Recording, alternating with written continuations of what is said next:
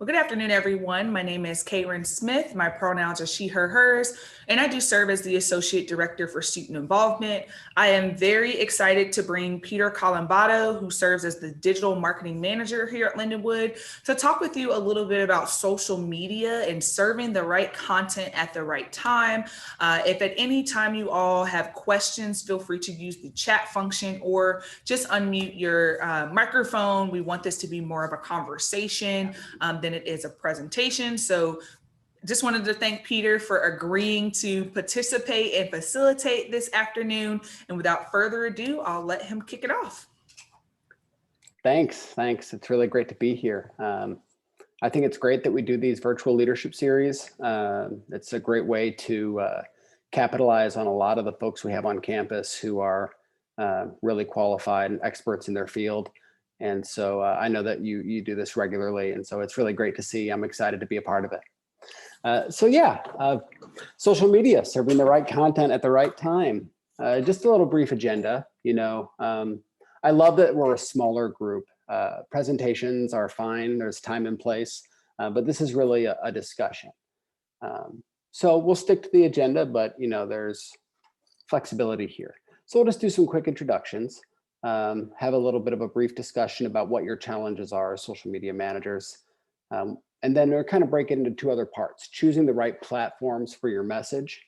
That will cover paid versus organic social media, the 5 W's, understanding Gen Z, you, content strategy, resource allocation, and database decision-making. And that's going to cover some best practices, benchmarks, and KPIs, which are key performance indicators. We'll go over some helpful tools for social media management, talk a little bit about the elephant in the room, the impact of COVID-19, and talk about social media and mental health, which is something that doesn't get talked about a whole lot, but it's extremely important, especially as more and more people join the career that is social media management. So part one, introductions. Like Karen said, my name is Peter Colombatto. I'm Lindenwood's digital marketing manager. I've been part of the Lindenwood family for a long time. I was actually a student here. I think you meet a lot of folks on campus who were. I was a student from 2004 to 2010. And then I worked for a marketing firm called Momentum Worldwide. I came back to Lindenwood in 2011 to get my graduate degree and work as a graduate assistant, and graduated in 2013. At that time, I took a job at the Scheidegger Center for the Arts. I was the marketing communications director at the Scheidegger Center from 2014 to 2020. That's really where I kind of cut my teeth in terms of my marketing communications experience. Kind of a department of one. And I think that a lot of folks can relate to that. But it, really forced me to look at marketing, communications, social media as this really complete and integrated thing. And, I wouldn't trade that experience for the world. After COVID hit, live entertainment, live events in general, and that's part of what we're talking about today, really took a hit for obvious reasons. And so I was really fortunate to move over to advancement and communications as our digital marketing manager back in August and July. I'm an adjunct instructor. I teach Introduction to the Theatrical Arts. I teach a few other courses, or have over the past few years, arts management, box office management, and I'm a member of St. Charles City's Digital Media Commission. And that is enough about me. I'd like to meet you too, if that's okay. That's what's so great about having a smaller group. Karen, can they turn their mics on, or is it strictly a presentation? Yeah, they should be able to turn their mics on. Love it. Mm-hmm. So I know that we usually do discussions at the end, but I'd like to know a little bit more about you, what what your role in social media is, whether you're just a personal social media user, whether you're an account admin for your organization, or whether you're interested in getting into social media as your career, because it really is a substantial career field and only growing. So, if you wouldn't mind introducing yourselves, that would be great. And just kind of give me an idea of what you hope to learn from today's discussion. Hi, my name's Emily. I'm president of my fraternity on campus, and I'm also a social media admin on most of our pages. I think probably what we're looking to get out of it today, at least for my organization, is engagement. Yeah. Thank you. Nice to meet you. Hello, hi, I'm Nicholas Pruitt. I'm representing Delta Sigma Pi, which is a business fraternity. Great. Uh, I don't control the social media page, but I do think, in terms of marketing, uh, for both my fraternity and for my life personally, I think social media is very important. So I'm excited to learn a couple things that I didn't know before. Well, that's great. It's nice to meet you. Hi, my name's Annika. I'm representing Psychology Interest Club. I'm just a personal social media user, but as I get older and I'm like looking for jobs and stuff, I know there's a lot of talk about what you should and shouldn't post on your social media. And so I think that's very interesting to learn more about. So. Great. Well, then we have a nice combination here. After today's presentation, some of it is a little bit in the weeds. It'll be really helpful for you, Emily, as a current administrator for some social media accounts. You said you handle multiple. I get that. And it'll be great for you too, as well, just to kind of have a better understanding of the thought process and what goes into being a social media manager. Um, and the field has all sorts of different designations: social media manager, digital content strategist, things like that. So it's a wide ranging field. So yeah, we'll talk about how to improve engagement. We'll talk about, the process for cultivating and creating content, managing social media, growing your audience, access to resources, things like that. So let's move on. What are we doing on time? Okay, we're okay. So choosing the right message, right platform for your message. This is something that, for a lot of folks, we can seem simplistic, the difference between paid and organic social media. But you have to remember that there are people in our sphere who have limited experience in social media and some who are really, really experienced in it. So it's important for not only us to understand the role that these types of social media play in our storytelling, but to also make sure that those around us understand it as well. Especially our leaders, those who we serve, who may or may not have a great understanding of social media. They might not understand the difference between your paid advertising through your social media and kind of your organic, what we call content marketing on your organic posts. So it's key for them to understand the difference and the difference in strategy. They both play important roles in supporting your message in different ways. Organic social media is activity without paid promotion. It uses content marketing to build brand loyalty and affinity by telling stories in a visually compelling way. Right now we're in that spring season. So at Lindenwood's kind of top level accounts, we're doing a lot of stories about what's going on campus, showing a lot of, really visually appealing imagery. And that's what we call content marketing. It can be blog posts. It can be interactive videos, polls. You're not necessarily selling anything at that moment. You're just telling the public your story, your audience, the audience that you've cultivated and the audience that you're trying to grow. Paid social media is influenced by ad dollars. It is advertising, it's promotion. You can boost your organic posts if you have something that's performing well that you want the public to see. That is a type of paid social. But what I'm talking about here is really using kind of the advertising features that most of the platforms allow you to use. And that's where you have that call to action. Learn more about my organization, buy my product, book now, things like that. And so those are kind of the key differences between the two. Any questions about that before we move on? Great. We've all had way more experience with paid social media marketing than I think we ever want to have in our lifetimes. The 5 W's still apply. I come back to this every day. Social media is, you plan and prepare and you think as far ahead as you can, but stuff constantly comes up. It is a very immediate medium. It is more folks go to a company's social media page to get information or to ask a question or an organization than going to the website to, pull down a phone number or send an email. And so things come up. And so I always ask myself, the 5 questions. Who's your audience? Who's your target market? Who are you trying to reach? What is your message? Are you telling a story to endear your brand, your organization to those who follow you?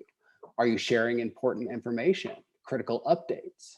Are you promoting an event? Where or when should you share your message? This is a big one, and there's a lot of industry data on this, but there's really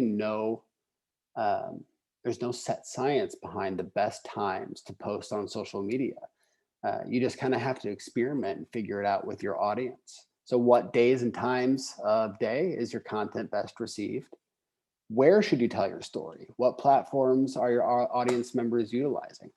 Emily, you said you manage a few different accounts. How many do you manage? Right now, we just have an Instagram and a Facebook. Got it. And even just those two, it's a lot of work, isn't it? When I came on in this role in the fall, we immediately did a social media audit, and we identified over 300 unique accounts associated with Lindenwood University. Those are accounts like yours that that are associated with the university. They're not necessarily run directly by me, us, the royal us. And so it is important that you understand your audience so that you can invest your time and energy and resources in the platforms that will work best for you. And then lastly, why are you sharing your message? What are you trying to achieve? I've learned that most challenges that I'm facing from a messaging social media standpoint can be addressed if I come back to these W's. So understanding your audience, and this is you guys for me, Gen Z. I don't love generational descriptors. I know some people who are 20 years older than me who know more about social media engagement than I ever will in my lifetime. I know folks who are younger than me who hardly have ever used social media at all.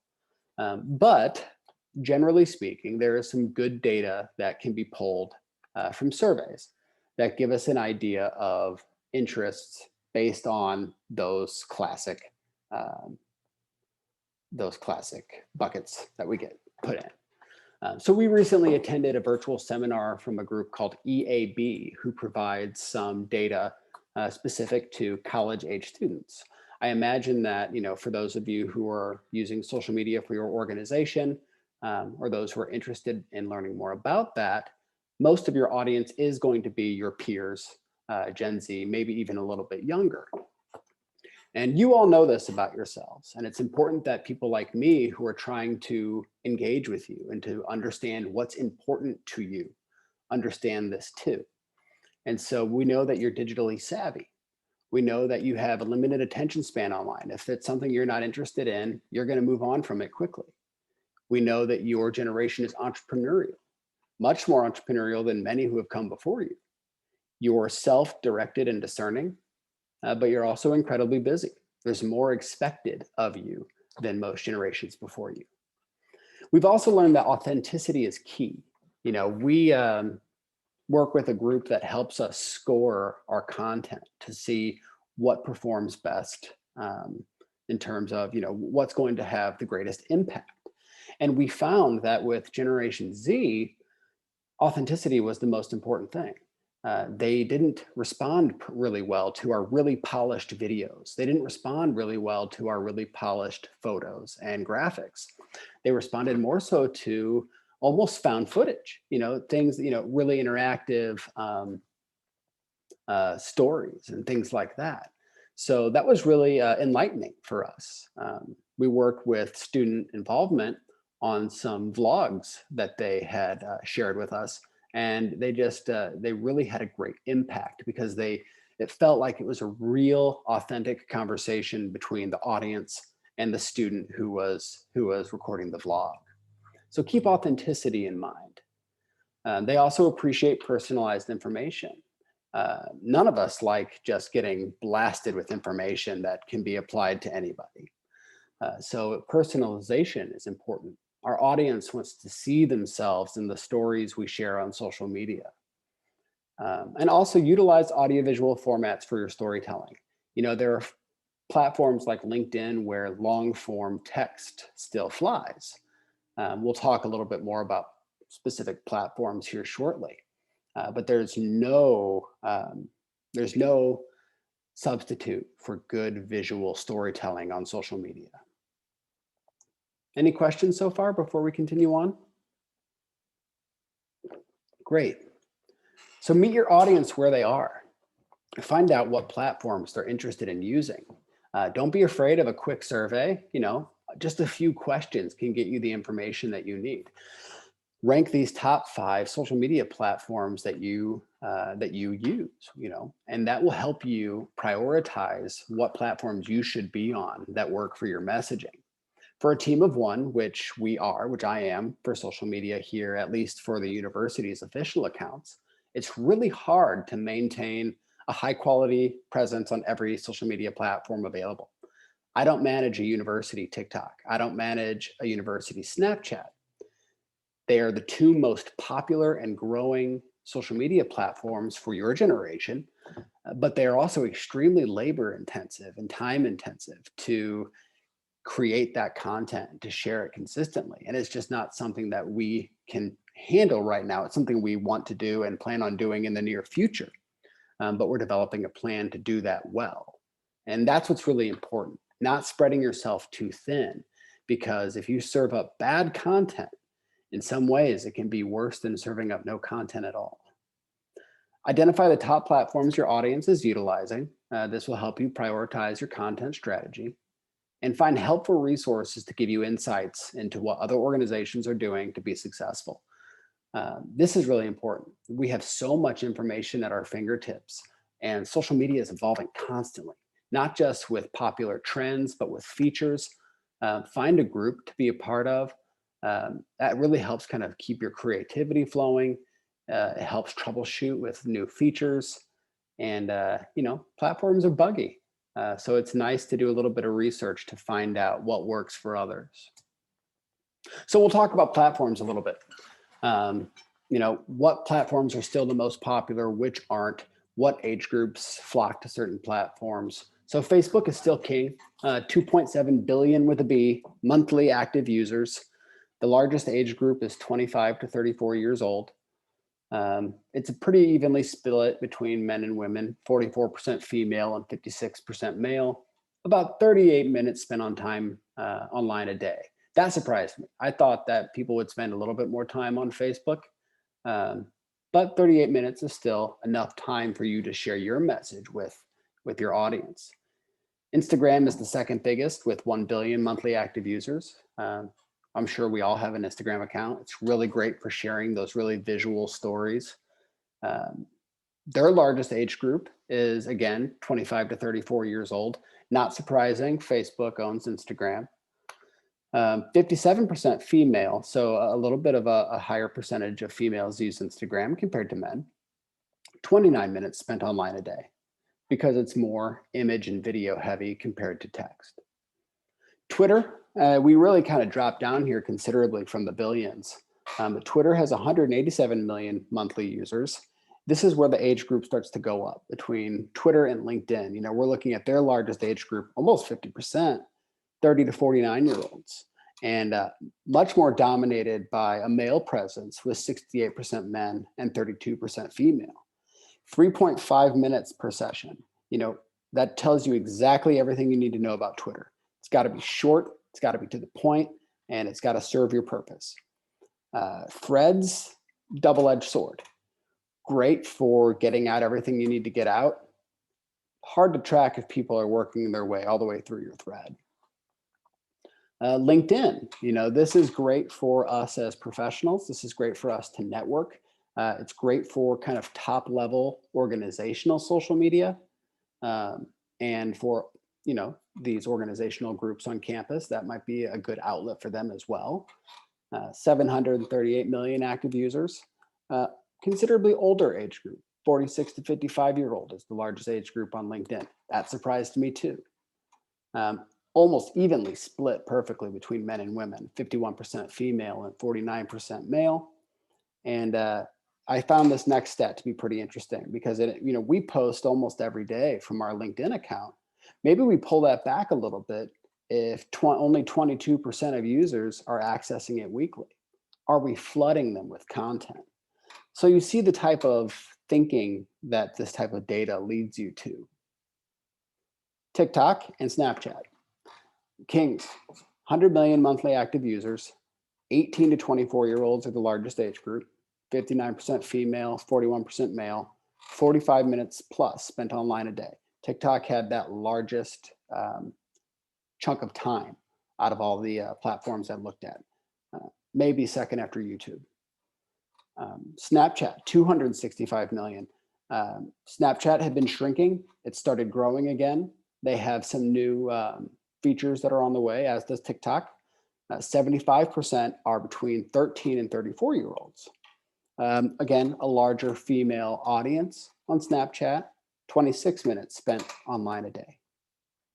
And then lastly, YouTube. Yeah, 41.9 minutes spent online a day by users 18 and above, 2 billion active users, another big one. 15 to 25-year-olds are the largest age group, 72% female, 72% male. Internet users say that they use YouTube regularly. So you can see that YouTube, Snapchat, and TikTok, for you all, that might be the best way for you to get your message out for any organization that you're managing for. For your personal use, that's where a lot of your peers are spending their time online.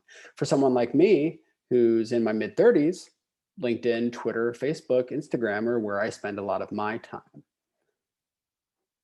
Other popular platforms include Twitch, Facebook, YouTube, Facebook and YouTube gaming, Uscreen, Vimeo Live. There are so many different sub-platforms out there that are integrated into other platforms. There's a lot of really cool stuff you can do with some of these smaller platforms. So definitely check them out if you're interested. So key takeaways for platforms. Facebook is still king in terms of size and event promotion. For those of you who manage accounts where you have events on campus, virtually or physical, Facebook is still really great for kind of hosting that event and getting that shared. The introduction of Instagram Reels gives managers the same visual opportunities that you enjoy or avoid. Young users prefer Snapchat, TikTok, and Instagram. Twitter is still a great place to share immediate updates.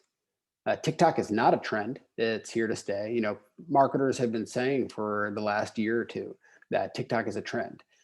They're wrong. TikTok is popular for trends. And so I think that gave people this idea that it'll be short-lived. And that's not proving to be the case. It's only growing. And new features are expected in 2021 and beyond. Snapchat is growing again, which is not what anyone in the field expected. It's still outperforming TikTok, and it's a great tool to spot trends, things that are popular. And trends, are double-edged sword too. I think we all saw the Bernie Sanders meme a few months ago. We did it. We got in on it. You have to get on it fast. You have to get on it early. Otherwise, it's just not funny. And so, trends are, and then, if you represent a brand, if you represent an organization, then you have to make sure that whatever trend you're trying to capitalize on doesn't cut against your brand or cut against your message. So be mindful of trends. They're a great way to grow. They're a great way. It was by far the highest engaged social media post that we'd ever done. And so it worked out well for us, but you got to be mindful of trends. Snapchat and TikTok users open the app 30 times a day. That surprised me. So part 3, this is our biggest chunk here, and we're doing okay on time. I want to make sure that I leave time for questions. Content strategy, resource allocation, and data-based decision-making. We're going to talk about best practices, benchmarks, and KPIs, helpful tools, the impact of COVID, and social media management and your mental health. So as we kind of work through this, keep these questions in mind. In your experience, and if you haven't managed a social media account for an organization yet, you can kind of still think your way through this. What type of content has resulted in desired engagement?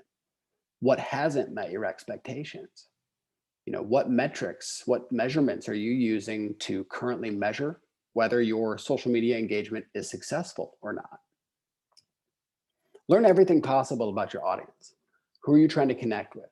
Research them, conduct surveys, find out what type of engagement and content they're interested in, experiment and have fun.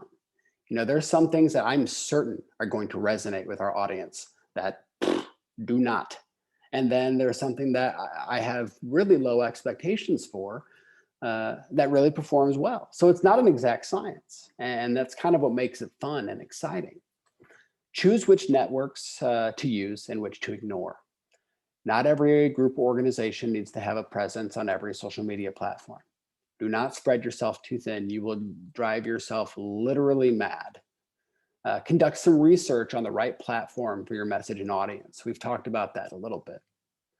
Have a plan. Create a social strategy that supports your goals. Make a content calendar that will help keep you on track. This is really important. Start at a really high level, 5,000 feet. Look at your entire year, the big things that you need to hit. We have this really important week in the fall, this really important week in the winter. Try to project those things and then come down to a lower level and start to fill in the gaps. Okay, we have these other important items that we need to make sure we hit. And then you have the really lower ground level where you're hitting your day-to-day kind of communication, the things that come up, the trends that you want to take advantage of. So have a plan. You don't have to stick to the plan 100%, but it really is half the battle, especially if you are responsible for cultivating or creating content, whether it's video, whether it's visual graphics, photos. It takes time and it takes resources. So having a content calendar can be really helpful. Set goals for yourself. Do you want higher engagement? Do you want more impressions? Know what you're trying to achieve, and then check back in regularly and make sure that you're looking at your data and seeing growth instead of seeing kind of a flat plateau or a decrease in your engagement. Post content that's relevant to your audience and platform. This is something I'm guilty of. You keep engagement up by posting content that your audience is interested in.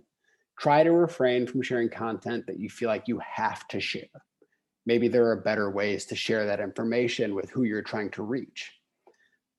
Being responsible for an organizational account, there are things that we have to share that we know won't necessarily get high engagement, but it's important that we've gotten that message out.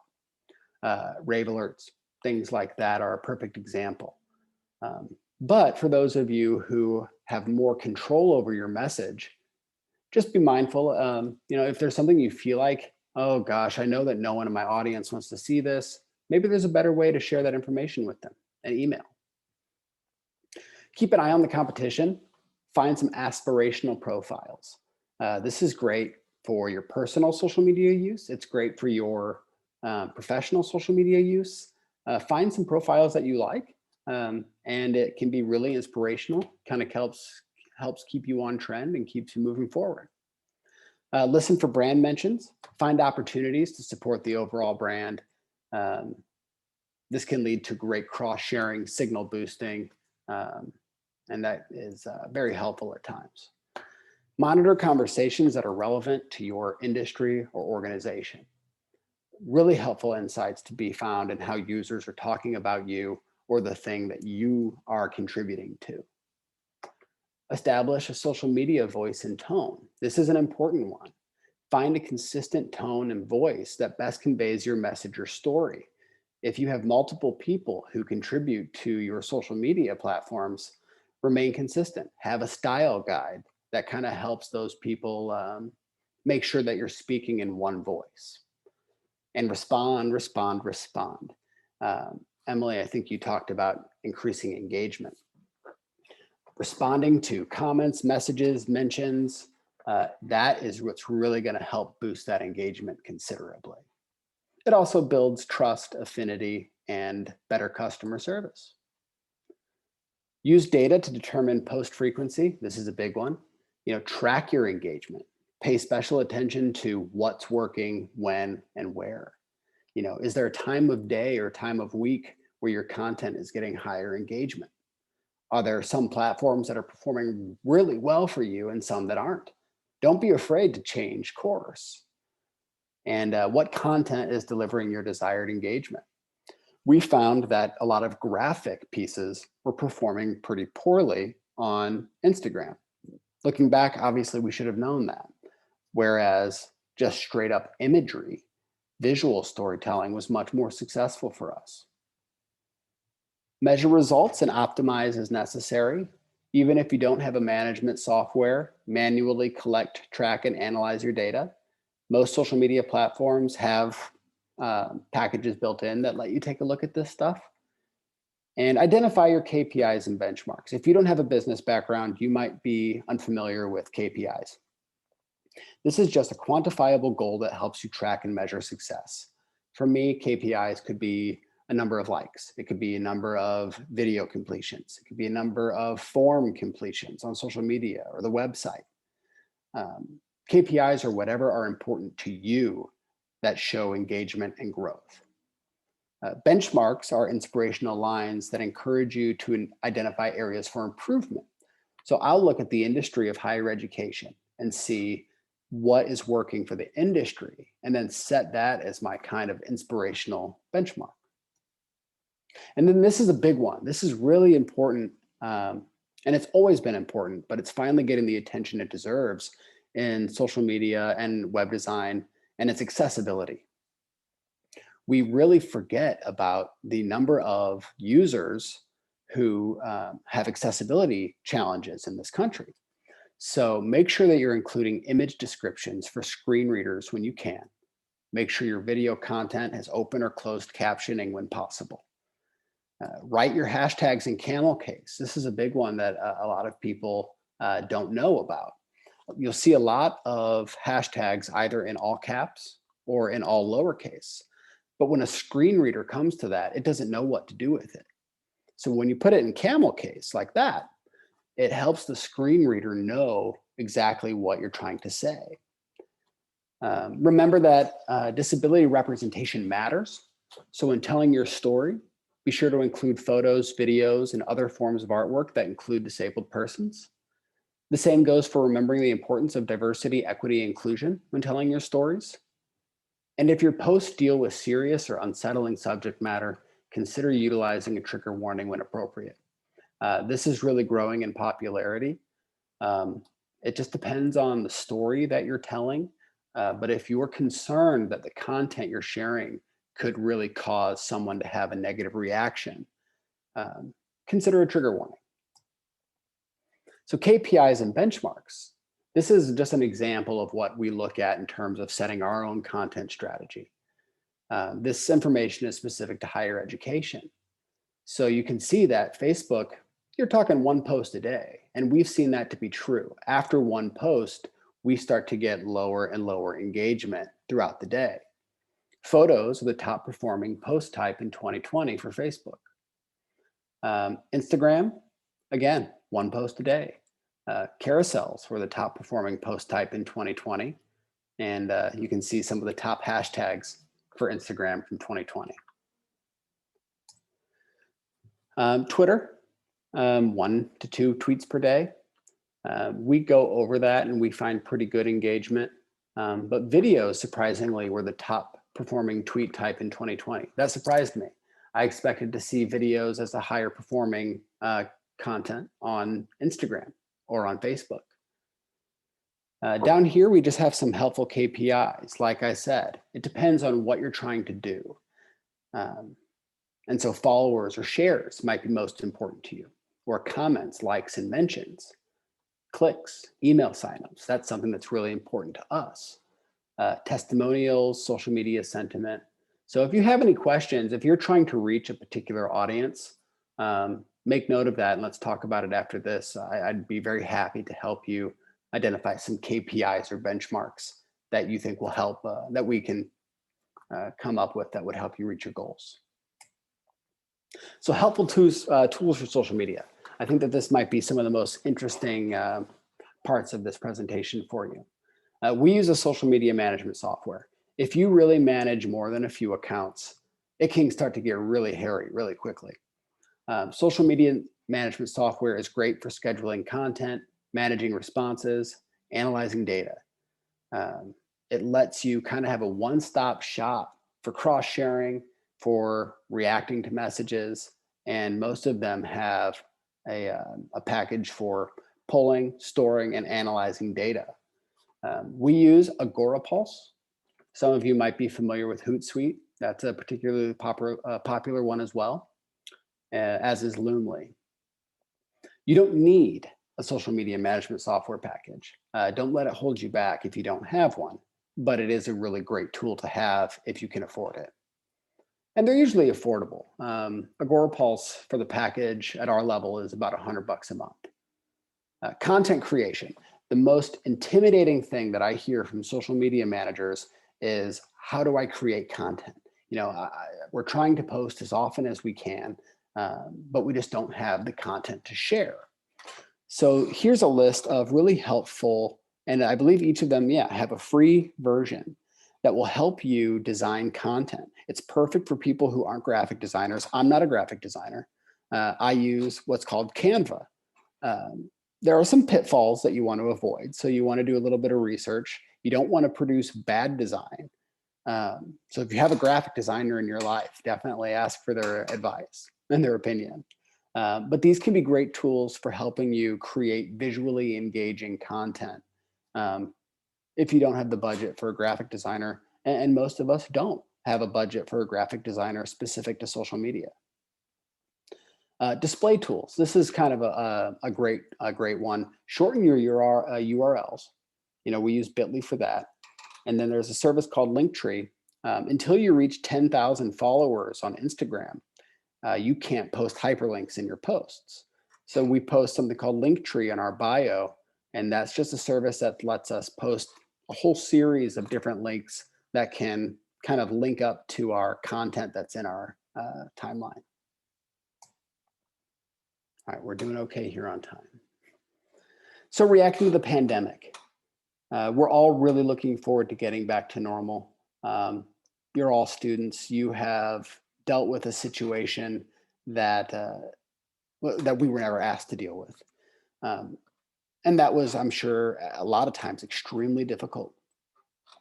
But there are probably some things that you learned, some skills that you picked up that are going to really help you, whether it's in social media management, digital engagement, or just your career in general. Because there are things like what we're doing right now that aren't going away. These are going to be a part of events from now on in some way. So I'm focusing on, what I'm calling hybrid opportunities, physical events that have a digital supplement.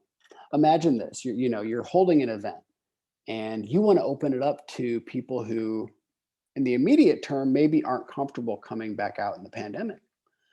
In the longer term, people who are still interested in your message and what you are trying to do, but maybe they live a state away. Having this kind of digital element can be really helpful in getting your message out to more people, not just the people who can come and be a part of your physical event, but those who are interested from a distance who want to engage virtually. This process also allows for the creation, storage, and sharing of digital media in a more strategic way. We're recording this video right now. This video is going to live on. It's going to be able to be shared and to help people if they're interested in learning more about managing social media. And it's just a good example of something that's come out of the pandemic that's likely here to stay. Streaming events has become more attainable and successful than ever. Until this year, we hadn't streamed our theater, music, and dance performances at the Scheidegger Center. That might become a permanent part of the production process. I don't know that for sure, but it's definitely helping more people see their events. So it's just another example of something that's come out of the pandemic that's likely here to stay. So I'll open it back up for a quick discussion. Was there anything over the last year that you used virtually that worked really, really well? Something that really resonated with you And is there anything that just really didn't at all? Does anybody feel like sharing and contributing to that?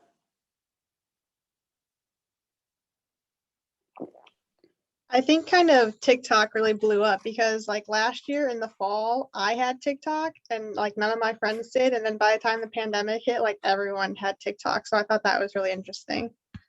And it makes sense, doesn't it? Everyone, stuck at home, looking for things to do, looking for other ways to engage with each other virtually. So it makes sense that TikTok would explode like that. I Yeah, coached, please. oh, sorry. I coached a volleyball team and there was like limited capacity. And so I kind of feel like Facebook Live kind of blew up even more because people were using that to stream like what was happening and everything. And we would always Facebook Live our games so that their parents could watch. So I thought that was Absolutely. interesting because I had never used Facebook Live either, but it was pretty cool. It was pretty neat. That's a great example. Something that, I enjoyed, I attended a conference in the fall for the American Marketers Association and was really kind of apprehensive about, how is this going to work? It's day-long events for 4 days, completely virtual. I was really impressed with what they were able to do in a virtual format, from breakout rooms to roundtable discussions, to keynotes, to fun interactive icebreakers. So things like that, for those of you who do manage an organization account, keep those things in mind. Even once we return to, the norm of having on-campus events, engaging with each other in the physical world, keep in mind that there might be some digital elements that we can continue to utilize to share our message with even more people. Social media and mental health. This does not get talked about very much. Definitely not enough. The average American uses social media over 2 hours a day. I know I do. I think that's low. Bullying continues to be a serious problem on social media. In addition to that direct bullying, the nature of the anonymity behind social media has created a toxic environment online. I'm sure we've all spent too much time online and logging off thinking, my gosh, I need to get that out of my mind. Just, whether it was the political season, whether it was reading too much news about COVID, the media that we consume can be overwhelming. Social media managers are often small teams or one person, like in my case, with other non-social media related responsibilities. It's easy to get overwhelmed. A lot more goes into managing a social media account than people realize. And so here's some tips to maintain your sanity. Establish a response protocol. Document the steps you plan on taking based on various potential customer interactions. If you can kind of think ahead, it'll help you in the moment respond to what could be difficult messages. Leverage the technology at your disposal. Be up to date on current platform policies and procedures. Know how to use the platforms that you're managing. Report abuse, block as necessary. We never want to hide discussions on conversations. There are some organizations where it's illegal to. Any government account are protected by free speech. People can comment almost anything that they want to on those accounts. For those who are private organizations or our own personal media use, you don't have to take it. Report that abuse, block as necessary, hide comments. We don't. I think we've maybe hidden one comment as long as I've been doing this. We have a really great, healthy, supportive community here at Lindenwood University that I've been really impressed by as a social media manager. Lean on your community. Consider joining an online organization for social media managers. I'm part of a group called Higher Ed Social, thousands of people around the world. And it's amazing what we take away from it, from trends to understanding new features to kind of group sourcing ideas. It really helps kind of knock around what you think might work and what doesn't. So there is help out there so that even if you are a team of one or a small team, you can be part of this bigger community and it makes your work in social media feel a little less lonely. Get up and get moving. Exercise alleviates tension and stress. That's true for all things. And give yourself permission to log off. This was something that I struggled with a lot initially when I started managing social media. Especially in COVID era, I think we all found it's way too easy to constantly be online. The regular work day, the regular school day has been disrupted. That kind of structure that we've been programmed to be used to is out the window. I found myself working at 7, 8 o'clock at night. It's important to have work-life balance. It's important to establish boundaries. So for social media, utilize away messages. Some organizations use bots to address simple customer concerns. Just depends on how much engagement you usually get. But set your boundaries and keep to them unless there's some sort of emergency or breaking information that you need to get to your audience. So that is my presentation over social media management. Again, Peter Colombatto, here's my information. Lindenwood's Digital Marketing Manager. If you have any questions about what we've gone over today, if you have any questions about social media in general, digital marketing, I'd love to talk with you. Just shoot me a note. My LinkedIn profile is linked here as well. If we're able, we can share this presentation after the fact as well. So I talked a lot. I talked a lot more than I meant to. So let's talk with each other a little bit. I'm tired of hearing my own voice. We talked about wanting to know more about your own personal social media. And something else that I'm passionate about is how to help others market themselves in the digital world, in the virtual world. Your social media could be a big part of that. You know, we live in a society now that is so interconnected digitally. And so you have to be mindful of how you use social media personally. You can have negative interactions with other people on the internet that could be states away. And if your conversation was toxic, you know, they could use that against you. They could send notes to your people in your audience. They could send notes to your organization. And as well, you know, if you are applying, looking for work and things like that, it is not uncommon for people to look at your personal social media. So a good rule of thumb in terms of your personal social media is, would I want my boss to see this?